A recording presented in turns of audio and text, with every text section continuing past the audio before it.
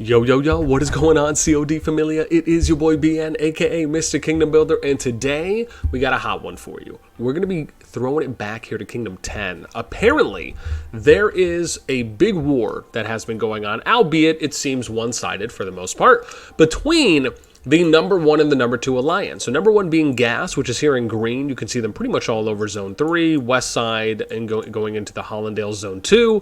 And then extending eastward over here into the Zone 2 Ogoru. Versus Wars, which is WARS, and this is kind of the teal / light blue, and they're being attacked right now by the GASS Alliance. Now, from what I understand, there have been some words exchanged, some farmers that have been attacked, and apparently, again, depending on how it started, what I can say, and from what I've heard, is that on one side you have the Wars Alliance, who claims that some of their players, however many, were attacked, some of their farmers were attacked by GASS players, the number 1 alliance. And then on the other side of the fence, the GASS Alliance had been hearing, let's just say, not so favorable words in World Chat / Tamara's chat by some members, however many, of the Wars Alliance. And that, whether it's beyond anything more than that, started the actual fighting. And for the most part, with where we're at currently, it is GASS running Wars more or less out of town. And so they've pushed them out of Zone 3. You can see here going eastward, they were actually able to disconnect some of these flags over here too as well in Ogoru, kind of right around the Shaman Canyon. And then again, you can see these ones did because they had just taken this one over. There's a bridge right here. They could build down here and then disconnect. I don't know if they're doing any consistent building right now. Doesn't look like it. However, what I just noticed as well when we were looking here is they've actually done the Zone 1 play where they have gone around and basically replaced the core fortress here in Zone 1. And you can see they built it, and now they took the pass, and they are actually building a flag while destroying this other flag here. So they got 23 minutes until that tower is down, and they're building their own tower, which will be done in about 26 minutes. I'm sure sooner once this one goes down. However, this is going to be... this actually isn't going to be that big of a disconnect, mainly because of the way they've done it, right? We've kind of been seeing some of the alliances kind of apply this circular motion where even if you disconnect one, you have to basically go straight through and disconnect the other if you want to do everything. So it kind of gives you a little bit more, defensive play instead of just building in rows. You kind of build some circles here and there. Now, usually this is only needed to be done, in my recommendation, if you're actually in somewhat of a hostile environment. Then it does make a lot more sense. For those that really want to use it as more of a precaution, to each their own. So in this situation, this really is now giving me the assumption that they basically want to run wars out of Zone 2. Who knows if that will continue into Zone 1, where they're also here in Burning Lands. So again, by disconnecting this flag, they could technically go right for the Alliance Fort if they wanted to, and then that would, right, they'd have to kill, because the thing is, they'd have to actually go down here, kill the Alliance Fort, and then they would have to, because they're still connected here. Yeah, so even if they did that, right, the only flags that they may disconnect if they go all the way down here would maybe be these 3. And then they'd have to go kill the fort and then go over here, right? And then they'd be able to disconnect all these flags if they want to do it that way. And these, that might be the shortest route, kind of doing this bottom left curve, if you will. However, let's show you some of the rankings so we can give you a little bit of an idea on how Kingdom 10 is looking right now. So let's just look at Alliance power. You got GASS that has pretty much double the power of Wars right now. Strongest alliance in the kingdom. They're a 3 alliance server at the moment because pretty much 4 and 5 respectively just do not have enough power based on the age to where we would consider and say, hey, yeah, that's a healthy active alliance. I'm sure they might have some activity, but nothing to the point as far as much for number 3, 2, and 1. So again, based on what's happening here, if Wars is just going to get kind of wiped off the face of the earth, now you're probably going to go down to, I'd say 2 to 2.5 alliances, and that's assuming that the Indonesian players there in PH Gods will want to actually disseminate to the number 1 or the number 3 alliance, or I'm sure eventually that KUI will become the number 2. Or will they reset? Will they start over in another kingdom? Will they just bide their time and wait until the merge happens, and then they'll just go and join another kingdoms or another alliances group, and then they'll fight against GASS? I mean, again, you have options. This is one of the reasons why when I look at what the merge really causes, I'm actually a true believer that because of you going into at least one merge from your home kingdom, it gives you a lot more opportunity. I don't actually think you really need to. Whereas, as far as reset or start over, when you look at games like Rock, Infinity Kingdom, etc., they don't necessarily have a merging system. So you're playing in your home kingdom, and then you eventually do a KVK, right? The challenge here is that if you don't like the way that the kingdom is being, done, obviously you can migrate out. That's an option. That's not necessarily an option right now, though we do hear that is going to be coming into the game at some point. But with the merge situation, it actually gives you this kind of revenge play. Like, let's say you're in a kingdom, and the way that kingdom's being, and I'm not alluding this to GASS and them and 10, because I don't really know, again, I don't know all the inner workings and all the context appropriate for what exactly happened. However, I will say in general that if you're in a kingdom, and let's say you want this kind of revenge play, where you just don't like, or you didn't like, or multiple other alliances didn't like the way that the number one, number two, or top group of alliances were doing things, you could basically, you could arguably band together in the next season when the merge happens with other alliances from other kingdoms and fight against them, right? That's something you can do. And the reason I mention this, whether you do it that way or another way, the point is that you actually have more options when you think about the fact that you're able to merge. If rather than opting to say, I'm not going to play in this kingdom anymore and I'm going to restart, you've lost all that progress.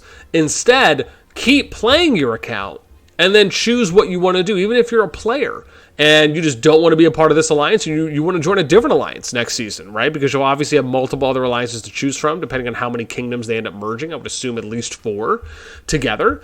And now you have options there.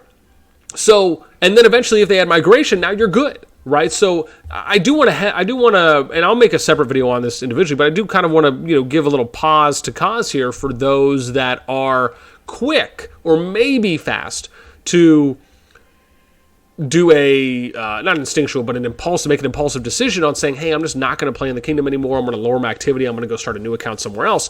Trust me when I say, right, if you don't want to waste all your progression, now, yeah, if you could restart for different reasons, but unless it is one of specific reasons where, hey, you just said, okay, look, I learned everything I can learn in this. I'm actually going to go join a group or a big project or something like that. That to me makes a lot more sense. Or if you're saying, oh no, you know what, we're going to restart in a new kingdom with our alliance because our goal is to be the number one of the top alliance there, right? You could attempt that approach. I think that's a little bit less likely, a less percentage chance of succeeding and playing out that way, especially if you're looking for specific players of certain regions or nationalities. That also kind of will limit some of that opportunity for recruitment and power growth in general. But then we look at personal power here, and you can see Charles I, right, for the GASS Alliance, also one of the top 50 players in the game, is the strongest here in Kingdom 10. Then you have the strongest from Wars, which is Sybil at 16.9. And then if we keep going, the next strongest is at 9.3 mil, Wars, Godzilla. So you got 2 in the top 17 here, right, with quite a few of those being in GASS. And these ones as well. I guess it hasn't changed the name. But again, you got the top 3 players here in GASS. So it is more of an uphill battle. Now, the last thing I'm going to say is that it does also just depend on how you want to play things out. If you are the top alliance, or you're an alliance in your kingdom and you just don't care if other alliances survive or not, being that the way that CoD is set up currently, it doesn't necessarily, I would say, over-incentivize a kingdom to be truly unified, even though I do still feel that there are good inherent benefits from doing so. You could really decide however you want to play. In this case, it kind of almost seems as though if GASS continues on this path, they might just quickly become a 2 alliance server. I've seen some kingdoms just be a 1 alliance server for the most part, especially across other kingdom builders. And given the situation here, you could make the argument that if you want to play that way and you just want to be the strongest alliance and you want to have all of the top level behemoths, you want to grow your alliance at the fastest rate possible before the merge comes so you can be in a better position, you can make that argument. I think with the way that CoD is that it could play out. I think that is feasible.